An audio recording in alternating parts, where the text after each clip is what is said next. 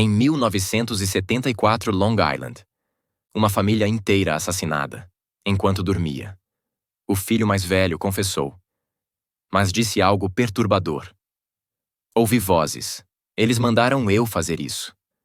1 ano depois, a casa foi vendida. A nova família. Mal durou 1 mês. Portas batiam sozinhas. Vultos surgiam no meio da noite. E o rosto do diabo apareceu em uma foto tirada por investigadores. Até um padre tentou abençoar a casa, mas fugiu aterrorizado. Disse que algo lá dentro queria matá-lo. Fenômenos inexplicáveis, mortes trágicas e um segredo escondido, atrás de cada parede. Até hoje, ninguém consegue explicar o que realmente aconteceu em Amityville. Curtiu essa história real? Então curta, comente e me siga para mais relatos arrepiantes.